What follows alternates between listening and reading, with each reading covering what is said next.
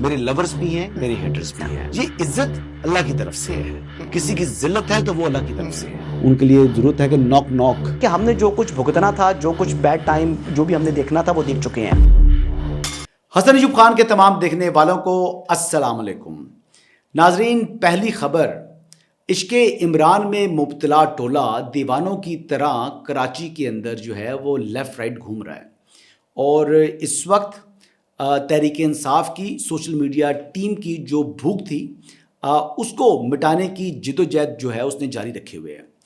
آپ کو معلوم ہے کہ یہ جماعت یعنی گراؤنڈ کے اوپر اس کی جو بھی پوزیشن ہو، سوشل میڈیا کے اوپر اس کی ایک ایپاٹائٹ ہے، اور اس ایپاٹائٹ کو یعنی فلفل کرنے کے لیے، یعنی ان کی بھوک کو مٹانے کے لیے وزیر اعلیٰ کو یہ سارے کام جو ہے وہ کرنے پڑے ہیں. اب دورہ کراچی کے حوالے سے اگر میں آپ کو بتاؤں تو شروع سے آخر تک بتاتے ہیں. اب تک بتاتے ہیں معاملہ کیا ہوا. جی، معاملہ یہ ہوا کہ جب یعنی سہیل آفریدی نے کراچی آنے کا اعلان کیا تو اس وقت پاکستان پیپلز پارٹی کے اندر بھی اس معاملے کو زیر بحث لایا گیا. بلاول بھٹو زرداری صاحب جو کہ چیئرمین ہیں پاکستان پیپلز پارٹی کے، ان کے سامنے جب یہ بات رکھی گئی تو جمہوری روایات کو برقرار رکھتے ہوئے اور بین الصوبائی ہم آہنگی کو فروغ دینے کے لیے انہوں نے یہ احکامات دیے کہ سہیل آفریدی صاحب کو ویلکم بھی کیا جائے اور ان کو سیکیورٹی بھی پرووائڈ کی جائے. جو اس بات کے حامی تھے پاکستان پیپلز پارٹی کے اندر، اس میں بلاول بھٹو زرداری صاحب سر فہرست تھے، اور ان کے ساتھ ہم آواز تھے فیصل کریم کنڈی صاحب جو کہ گورنر خیبر پختونخوا ہیں. لیکن جو اس کے زیادہ حق میں نہیں تھے شروع کے اندر، کیونکہ پیپلز پارٹی ایک جمہوری جماعت ہے اور اس کے اندر یعنی اتفاق رائے کرنا ضروری نہیں ہے.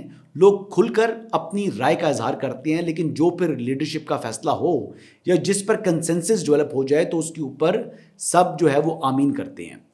تو ہوا کچھ یوں کہ ناصر شاہ صاحب، مرتضیٰ وہاب صاحب، جو شرجیل میمن صاحب اور دیگر لوگ جو ہے وہ اس حوالے سے، ایون سعید غنی صاحب بھی اس حق میں نہیں تھے کہ پاکستان تحریک انصاف کی جو وزیر اعلیٰ آ رہے ہیں ان کو ویلکم کیا جائے، کیونکہ ان کی ایک روایت ہے، ایک ہسٹری ہے بیک سٹیپنگ کی، اور اپنے جو کمٹمنٹ ہوتی ہے اس سے مکر جاتے ہیں.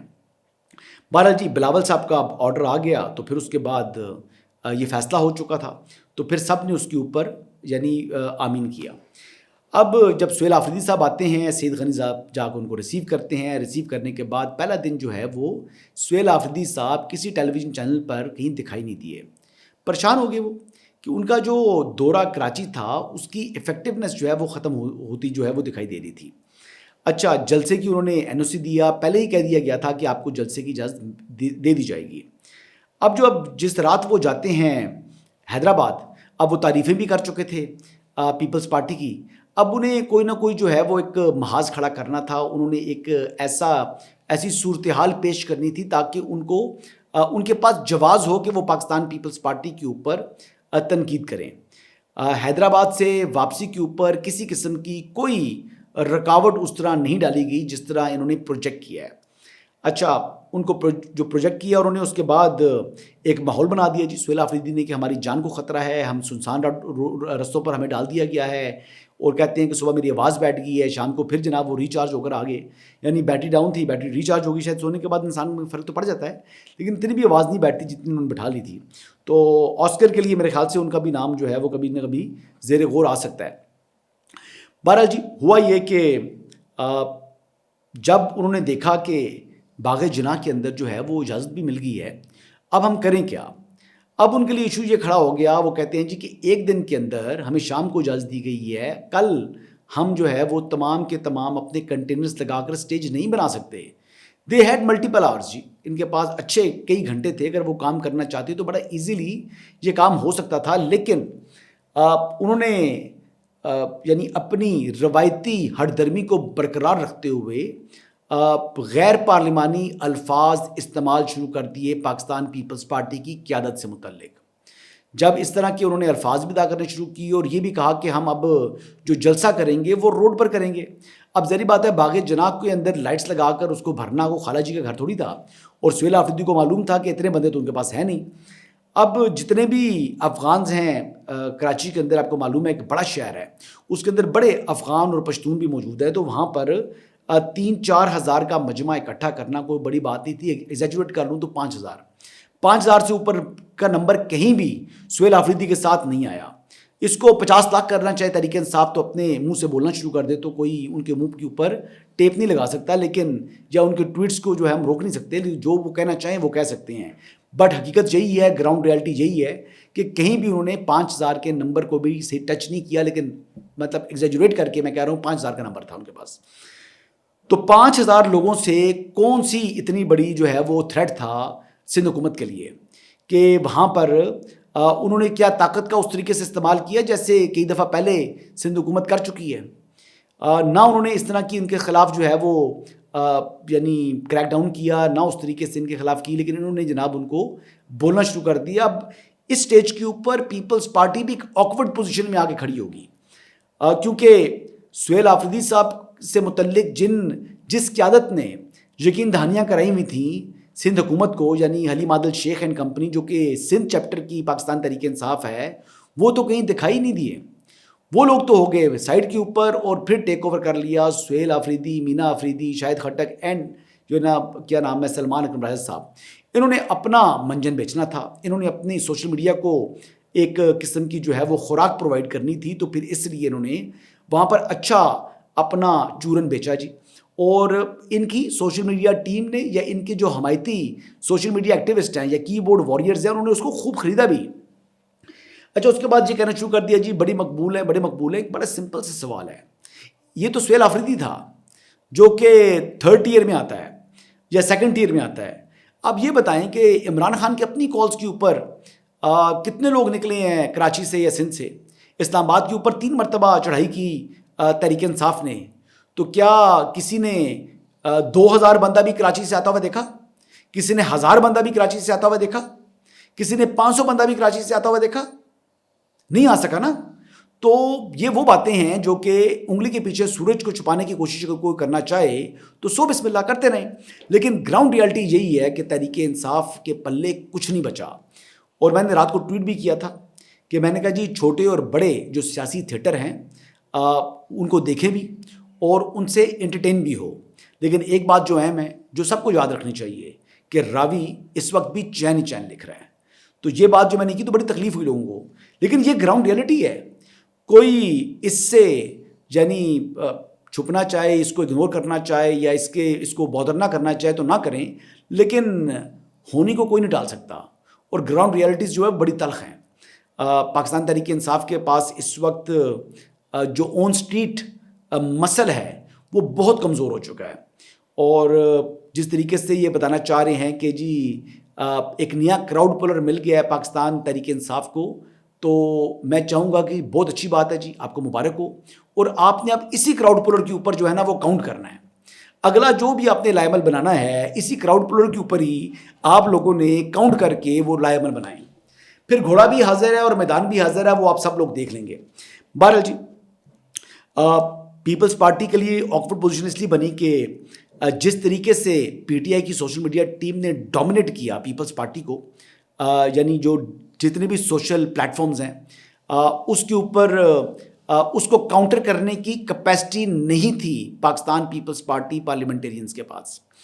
اور ویسے بھی ان کو زیادہ فرق اس لیے نہیں پڑتا پیپلز پارٹی کو کہ ان کی جو ووٹ بینک ہے وہ انٹیکٹ ہے، اور وہ ایک نہیں یعنی ایک ٹرم کا جو ووٹ بینک نہیں ہے، وہ اب دہائیاں ہو چکی ہیں. ذوالفقار علی بھٹو سے لے کر آج تک وہ پیپلز پارٹی کا ووٹ بینک جو ہے نا وہ آج تک انٹیکٹ ہے. نسل در نسل یہ تیسری نسل آ چکی ہے جو کہ پیپلز پارٹی کے ساتھ وہ ووٹ بینک وفا کر رہا ہے.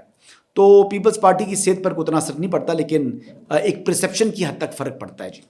اچھا جی آگے بڑھتے ہیں جی. اگلی خبر کہ پنجاب فرانسک لیبارٹری ہے، اس کی رپورٹ آ گئی ہے.